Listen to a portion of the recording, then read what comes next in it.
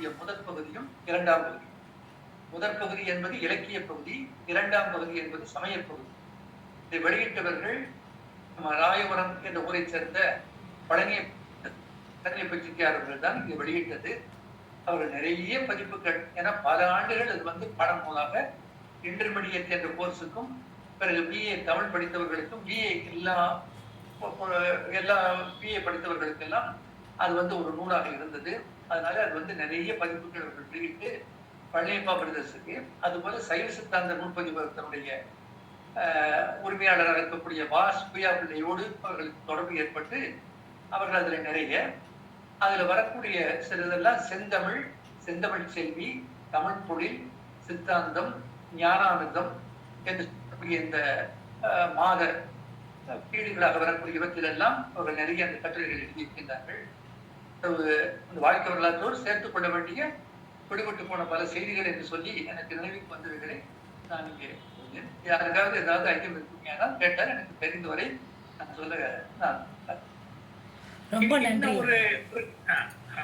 வணக்கம், நன்றி. என்ன இன்னொரு சுவையான செய்தி இந்த பண்டிதமணி நூலை பற்றி கவிமணி தேசிய விநாயகம் பிள்ளை அவங்க தான் பண்டிதமணி அவங்கள்ட்ட உங்களுடைய வாழ்க்கை வரலாற்றை எழுத தகுந்த மனிதர் சோமலே, அவர் நடுநிலைமை தவறாமல் உள்ளதை உள்ளபடி பண்டிதமணி ஆளே கிடையாதுன்னு எழுதிட மாட்டாரு. பண்டிதமணிகளுடைய குறைகள் நிறைகள் அனைத்தையும் சொல்லக்கூடிய துணிவான மனிதர். அப்பா ரொம்ப இளைஞர் தான், ஒரு 30 வயசுக்குள்ளதான் இருக்கும் அந்த சமயத்துல. இருந்தாலும் அவரை நன்றா தெரிஞ்சுக்கிட்டவங்க பண்டிதமணியும் கவிமணி தேசிக விநாயகம் பிள்ளையும். கவிமணி தேசிக விநாயகம் பிள்ளை தான் பண்டிதமணியிடம் சொல்லியிருக்காங்க, இந்த உங்களுடைய வாழ்க்கை வரலாறு எழுதப்பட வேண்டிய வரலாறு, அது எழுதப்படுவதற்கு பொருத்தமான ஆள் வேணும், யார் வேணாலும் எழுதப்படக்கூடாது சோமலேன்னு. அதனால இறப்பதற்கு முதல் நாள் பண்டிதமணி தன்னுடைய வாழ்க்கை வரலாறு தொடர்பான குறிப்புகள் அனைத்தையும் அவங்களே அப்பாட்ட கொடுத்துருக்காங்க. பிரைமரி சோர்ஸே பண்டிதமணி ஐயா தான். மற்றவங்கள்ட்ட நிறைய திரட்டி இருப்பாங்க, அதுல சந்தேகமே இல்லை. பண்டிதமணி கொடுத்தாங்க. அது ஒரு சுவையான செய்தி. அந்த அப்பாவே டாக்குமெண்ட் பண்ணியிருக்காங்க. ரெண்டாவது, அந்த மகாபாகிய பட்டம் அந்த காலத்துல ஒரு குறிப்பிட்ட இனத்துக்கு மட்டும்தான் கொடுக்கப்பட்டு வந்தது பிரிட்டிஷாரால. அதற்கு பிறகு மற்றவர்களுக்கு கொடுக்கும்போது பண்டிதமணிக்கு கொடுத்துருக்காங்கன்னு செய்தி வந்த போது அப்பா தான் போய் பண்டிதமணிகிட்ட சொல்லியிருக்காங்க, உங்களுக்கு மகாபாகியா பட்டம் கொடுத்துருக்காங்க பிரிட்டிஷரை. பண்டிதமணி நம்பலையா, எனக்கெல்லாம் கொடுக்க மாட்டாங்க அவங்க, அதெல்லாம் சும்மா அப்படின்னு இருக்காங்க. அப்பா அன்னைக்கு ஒரு நிகழ்ச்சிக்கு பண்டிதமணிய கார்ல கூட்டு போயிருக்காங்க திருப்பத்தூர். அப்போ ஒரு செய்தித்தாள் வாங்கணும்னா திருப்பத்தூருக்கு போகணும் பக்கத்துல. திருப்பத்தூர்ல செய்தித்தாள்ல போட்டிருக்கு. அதை செய்தித்தாள்ல பார்த்ததுக்கு அப்புறம் தான் பண்டிதமணி நம்பினாங்களாம், நமக்கு கொடுத்துருக்காங்க, இது பிரிட்டிஷ் அரசாங்கம் கொடுத்த மரியாதை, ஆனா உண்மையாவே நமக்கு கொடுத்துருக்காங்க அப்படின்னு. போல பல அரிய செய்திகள். ஒரு மிகப்பெரிய மனிதர், நல்ல அறிஞர். நீங்க இந்த நூல் சோமலே நூலகத்துல கிடைக்கும். விற்பனைக்காகவே சொல்லல, உங்களுக்கு நீங்க அட்ரஸ் அனுப்புனா உங்களுக்கு இலவசமாவே அனுப்பி வைக்கிறோம். எங்களுடைய நோக்கமே அடுத்த தலைமுறைகளுக்கு இது போன்ற மாமனிதர்களை தெரிந்து கொள்ள வேண்டும். இப்போ நம்ம டிசேபிள் பற்றி எல்லாம் பேசுறோம். அந்த காலத்துல ஹேண்டிகேப்டா இருந்து எந்த அளவுக்கு ஒரு தாக்கத்தை இன்னும் ஏற்படுத்தி கொண்டிருக்கின்றார்கள் என்பது மிகவும் நாம் எல்லோரும் சிந்திக்க வேண்டியது. நீங்க எல்லாரும் கேட்டு இன்று ரசித்ததுக்கு ரொம்ப மகிழ்ச்சி. அதே மாதிரி சேவா அவர்கள் அப்பாவுடைய நினைவு தினம் 2 நாள்ல வருது. அப்பா அவருடைய நல்ல நூலை எடுத்து இன்னொரு மாபெரும் தமிழ் அறிஞரை நினைவு கூறுவது எனக்கு தனிப்பட்ட முறையில மிக்க மகிழ்ச்சி. இவர்களை பற்றி சில குறிப்புகள் ஏதாவது சொல்லுங்க. திருமதி சேவா அவர்களை பற்றி. நான் பிறந்தது ஊர் நாச்சியாபுரம், அம்மா ஊர் கண்டவராயம்பட்டி, அப்புறம் கல்யாணம் பண்ணது தெக்கூர். நான் இந்த குரூப்பை ஒரு 2-2.5 வருஷமாக நடத்துகிறேன். டெய்லி இங்கே புக்கு ப்ரெசென்ட் பண்ணுவாங்க. அதோட நானும் நிறைய புத்தகங்கள் படித்து நானும் இங்கே சுஜாதா கதைகள், ராஜேஷ்குமார் கதைகள், அந்த மாதிரி கதைகளை நான் ப்ரெசென்ட் பண்ணுவேன். எனக்கு கட்டுரையோட கதைகள் சொல்ல ரொம்ப பிடிக்கும். அதனால தான் நான் பண்டிதமணி ஐயா புக்கையும் நான் ஒரு கதை ஃபார்மெட்லேயே கொண்டு நான் சொல்ல ஆரம்பித்தேன். எனக்கு இங்கே வினய்தீதான் ஐயா சோமசுந்தரம் ஐயாவோட அறிமுகம் அப்படி தான் கிடச்சிச்சு. ஒரு விதத்தில் சோமசுந்தரம் ஐயா எங்கள் அப்பாவோட சொந்தக்காரங்க. எனக்கு அந்த டீட்டெயில்ஸ் ரொம்ப தெரியல. அப்பா இருக்காங்க இதில், அப்பாவுக்கு தெரியும். நேத்தி இந்த புக்கை படிக்கும்போது ஒரு வாரமாக படிக்கும்போது தான் சோமலையோட ஃபுல் ஃபார்ம் வந்து சோம லக்ஷ்மணன். என்னோடய அப்பா பேரும் லக்ஷ்மணன். அது வேற எனக்கு பயங்கரமாக லிங்க் ஆச்சு. ஸோ மைவாலம் பட்டிங்கும் போது என்னுடைய பாட்டி ஆயா ஊர், அதுவும் எனக்கு லிங்க் ஆச்சு. ஸோ எனக்கு ரொம்ப ஹாப்பியாக இருந்துச்சு இந்த புக்கை படித்ததில். நிறையா ஹிஸ்ட்ரி தெரிஞ்சுக்கிறேன். சென்னையில் இருக்கேன். ஸோ அப்படி அவங்க என்னோட பாட்டி, என்னோட ஆயாவுடைய அம்மா பேர் வந்து மங்கையாச்சி. அவங்களுடைய மங்கையாச்சி மக சரஸ்வதி. அவங்க தான் என்னோடய ஆயா. அவங்க வீட்டில் தான் எங்கள் அம்மா வளர்ந்ததாக சொல்லுவாங்க. சின்ன வயசில் போன ஞாபகங்கள்லாம் சொல்லுவாங்க. நான் ஒரு தடவை போய் அந்த வீட்டை பார்த்துருக்கேன். அந்த வீடு ரொம்ப நல்லா இருந்துச்சு. ஆனால் அதுக்கப்புறம் எனக்கு கதிரேசன் ஐயா பற்றி எதுவுமே தெரியாது. இனிமேல் போனால் எனக்கு தெரியும். நான் கண்டிப்பாக அதில் படித்ததை எல்லாத்தையும் போய் நான் இங்கே பார்ப்பேன். அது எனக்கு ரொம்ப சந்தோஷமாக இருந்துச்சு. நீங்கள் நிறைய டீட்டெயில்ஸ் சொன்னீங்க, நிறைய எக்கச்சக்கமாக சொன்னீங்க. ரொம்ப சந்தோஷமாக இருந்துச்சு தெரிஞ்சுக்கலாம். ரொம்ப நன்றிங்க.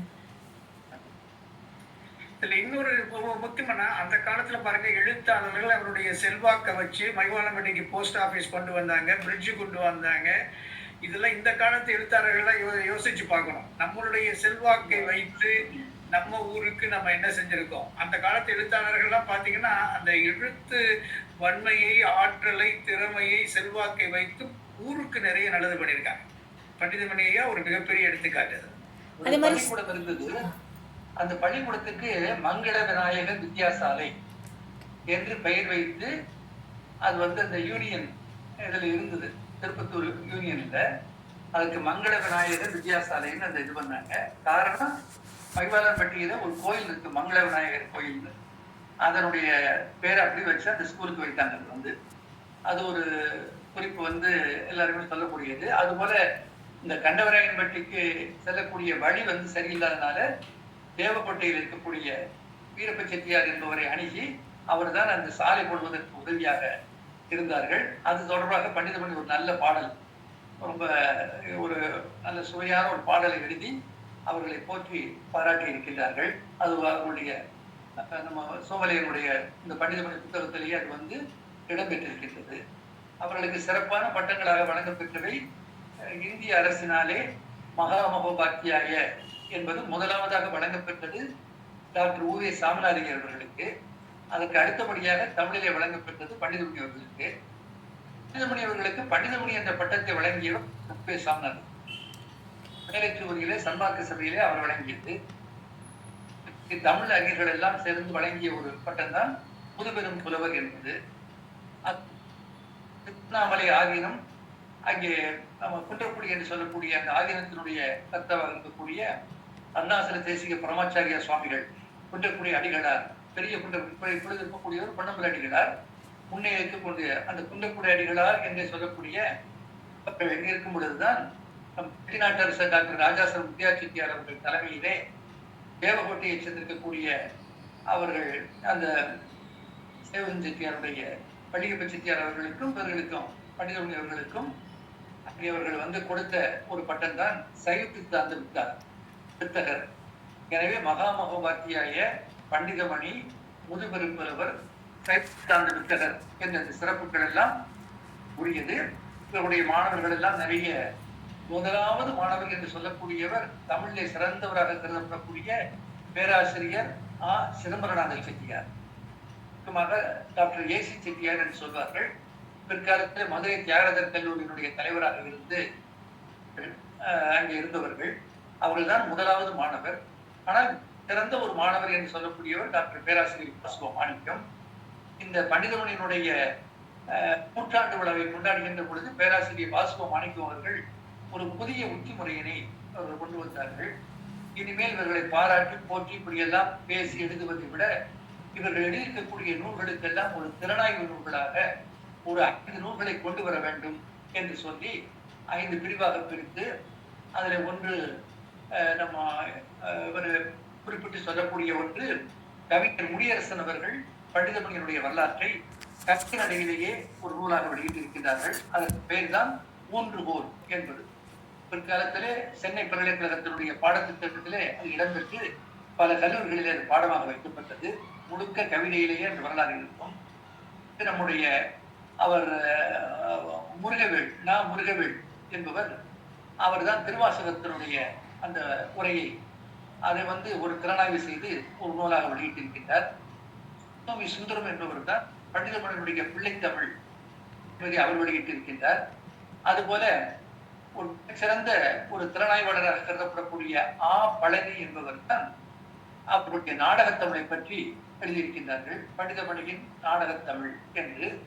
பிறகு பண்டிதமணியினுடைய உரைநடை திறன் என்று சொல்லி மோகன் என்பவர்கள், நான் முன்னையே குறிப்பிட்டது போல மதுரை காமராஜர் பல்கலைக்கழகத்தினுடைய பேராசிரியராக இருந்த டாக்டர் மோகன் அவர்கள் அதை வந்து வெளியிட்டார்கள். எனவே இந்த 5 நூல்களை நூற்றாண்டு விழாவிலே கொண்டு வர வேண்டும் என்று முடிவு செய்து அவர்கள் பெரும் முயற்சி எடுத்து பேராசிரியர் வாசுவ மாணிக்கம் அவர்கள் அதை கொண்டு வந்து வெளியிட்டார்கள். அந்த நூல்கள் இன்றைக்கு மிக சிறந்த நூல்களாக கருதப்படக்கூடிய எல்லாருமே மிகச்சிறந்த முடியரசனுடைய ஊன்றுகோல் பல படிக்கக்கூடிய ஒரு சிறந்த வசன கவிதை நடையில் இருக்கக்கூடிய ஒரு சிறந்த நூலாக அது கருதப்படுகின்றது. அந்த அளவிலே செய்திகளை சொல்லி வேறு யாராவது சந்தேகம் இருந்தால். ரொம்ப ரொம்ப நன்றிங்க. நிறைய செய்தி சொன்னீங்க. ரொம்ப சந்தோஷமாக இருந்துச்சு தெரிஞ்சதில். நான் இந்த புத்தகம் படிக்கும் போது யோசித்தேன், ஒரு இடத்துல வந்து பீமகவி அவர்கள் வந்து அவங்க மேலே வழக்கு தொடர்ந்துருக்காங்க. நான் நினச்சேன் இதை எப்படி இதில் எழுதுனாங்க. அப்போ நம்ம சோமசுந்தரம் சார் சொன்ன மாதிரி எல்லாத்தையுமே சோமலே அவர்கள் கரெக்டாக அதை அப்படி தான் கொண்டு வந்திருக்காங்கிற செய்தி இப்போ எனக்கு புரிஞ்சிச்சு. ஸோ ரொம்ப சந்தோஷமாக இருக்குது. அது எல்லா உண்மையும் எழுதுறது ஒரு விதத்தில் நல்ல விஷயந்தான்.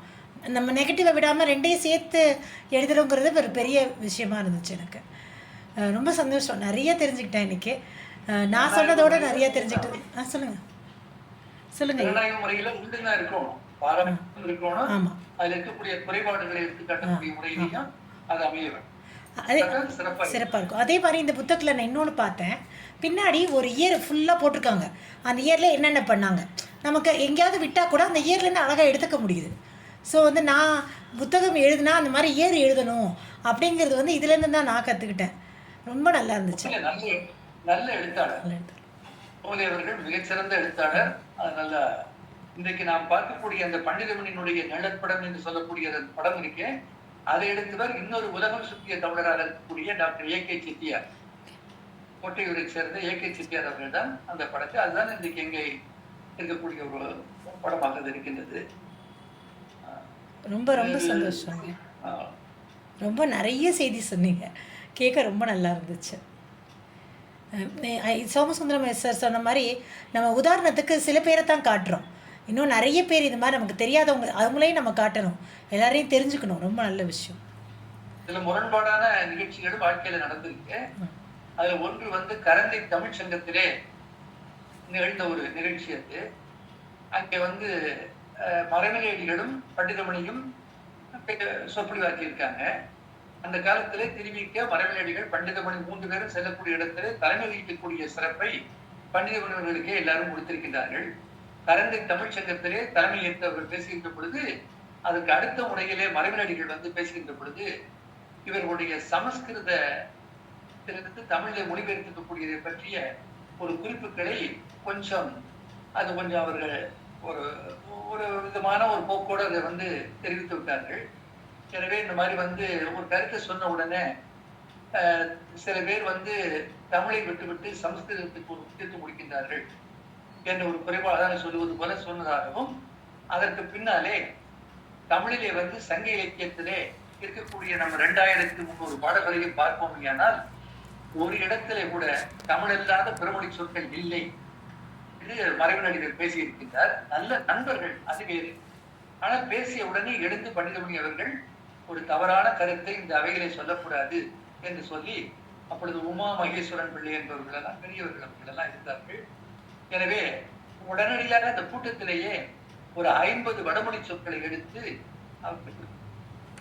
சமஸ்கிருத வார்த்தைகள் தமிழ் சங்க இலக்கியத்திலே இந்த 2300 பாடல்கள்ல ஒரு 50 சொற்கள் எப்படி இடம்பெற்றிருக்கின்றன என்பதனை எடுத்துக்காட்டின உடனே மறைமலையடிகளே அதனை ஏற்றுக்கொண்டு அவர்கள் தன்னுடைய கருத்தை அதை வந்து நான் அது போல பேசிவிட்டேன் என்று சொல்லி கொஞ்சம் அது வருத்தப்பட்டார் என்று சொல்ல முடியாது, அவர்களுக்கும் நண்பர்களாக இருப்பதனாலே ஒருவருக்கு பரிமாறிக்கொண்டார்கள் என்ற ஒரு குறிப்பை நான் இங்கே சொல்லுவேன்.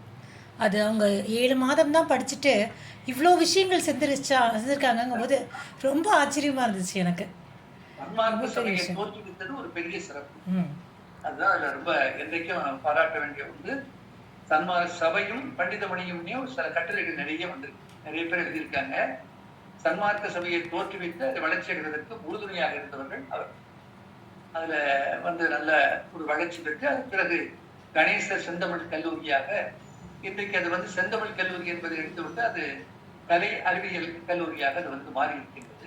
இது போன்ற ஒரு வளர்ச்சி எல்லாம் அந்த கல்லூரிக்கு வந்திருக்கின்றது. எனவே இவர்களுடைய பணி ஒன்று சன்மார்க்க சபையில், இன்னொன்று அண்ணாமலை பல்கலைக்கழகத்தில். இந்த ரெண்டும் சிறப்பாக சொல்லக்கூடிய ஒன்று.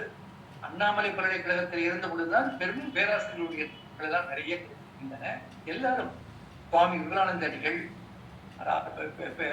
பேராசிரியர் கா சுப்பிரமணிய பிள்ளை, அதுபோல நாம வேங்கடசாமி நாட்டார், நிறைய பேர் சொல்லிட்டே போகலாம்.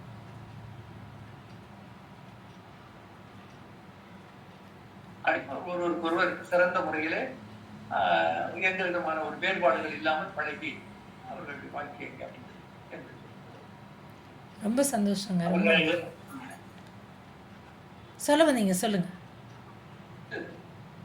இல்ல 1953 அக்டோபர் 24 அவர்கள் காலமானார்கள். அன்றைக்கு நம்ம கருமுத்து தியாகராஜ செட்டியாருடைய மகன், அவருடைய மூத்த மகன் டி சுந்தரம் செட்டியார் என்று சொல்லக்கூடியவர், TS சொல்லுவாங்க சுருக்கமா. அவர் தெற்கூருக்கு வந்தவர், மைவாலன்பட்டிக்கு பிற்பகல் ஒரு 2-2:30 மணி வரைக்கும் பேசிட்டு இருந்துட்டு வீட்டுல இது பண்ணிட்டு அங்கேருந்து புறப்பட்டு மதுரைக்கு போயிருக்காரு. அன்றைக்கு தான் அந்த 3 மணிக்கு மேல நடந்த ஒரு 4:15 4:20 காரணம்.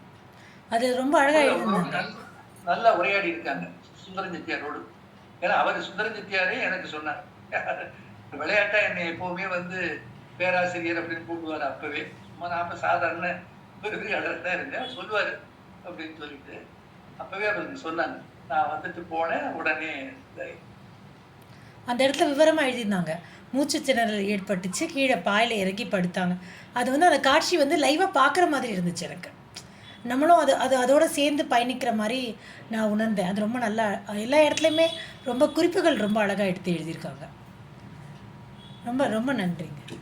வேறு யாராவது ஃபீட்பேக் கொடுக்குறீங்களா? வேறு யாராவது கருத்து தெரிவிக்கிறீங்களா? ஐயா சொல்லுங்கள். ஐயா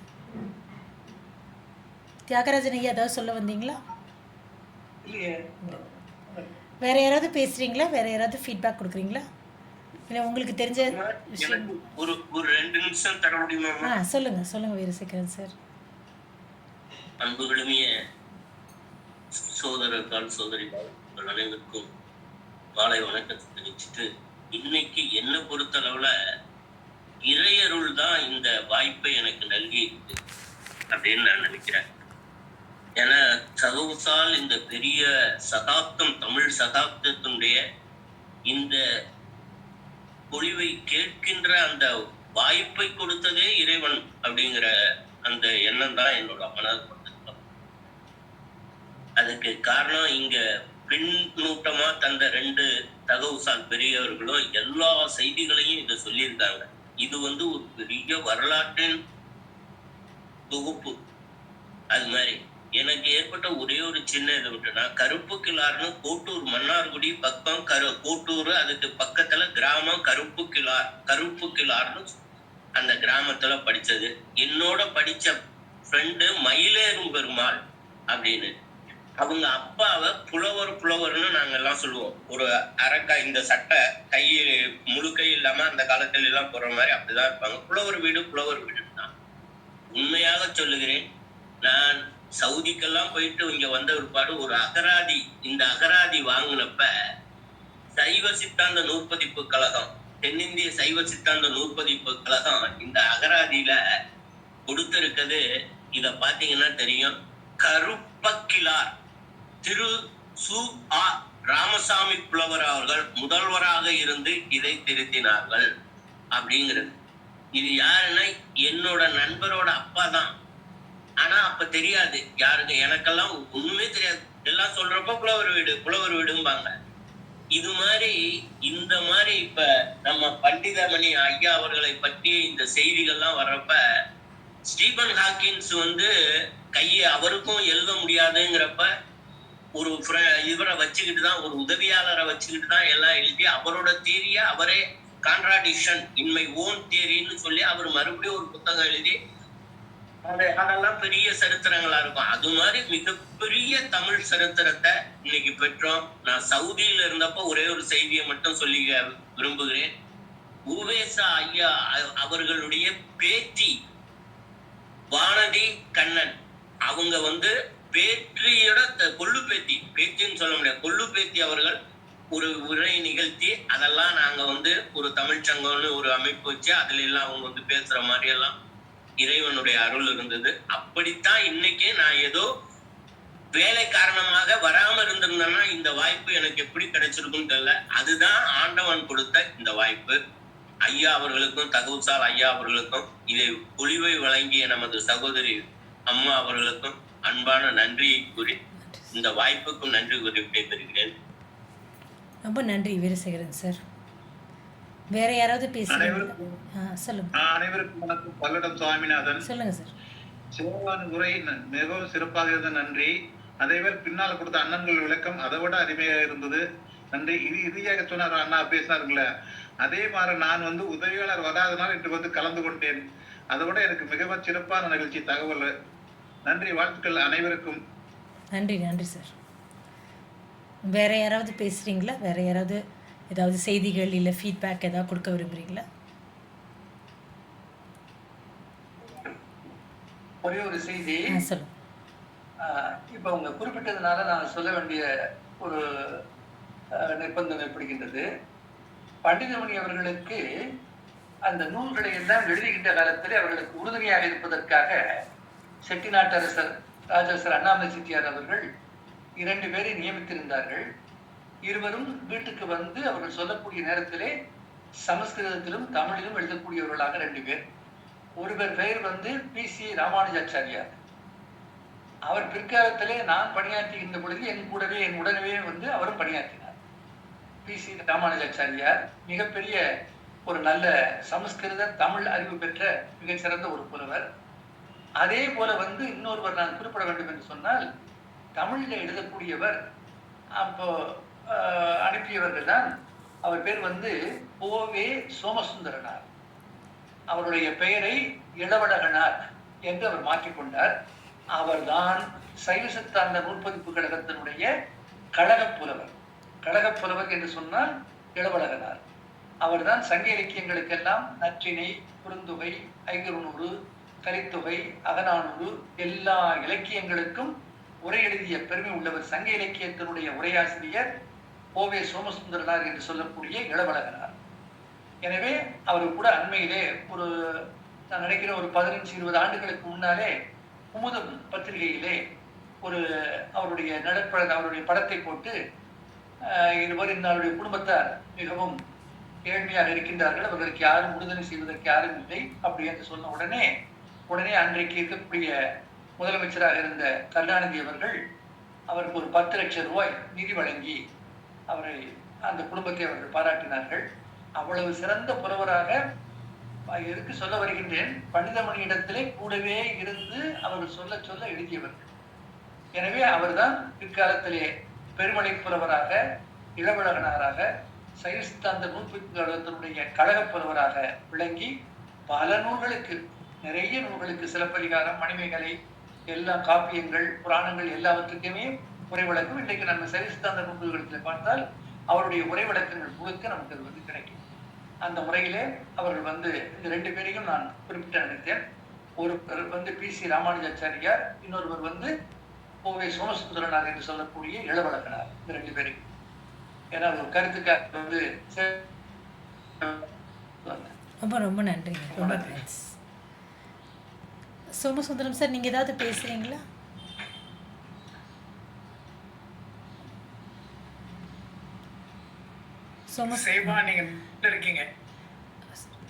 நீங்கள் ஏதாவது பேசுகிறீங்களா சோமசுந்தரம் சார்?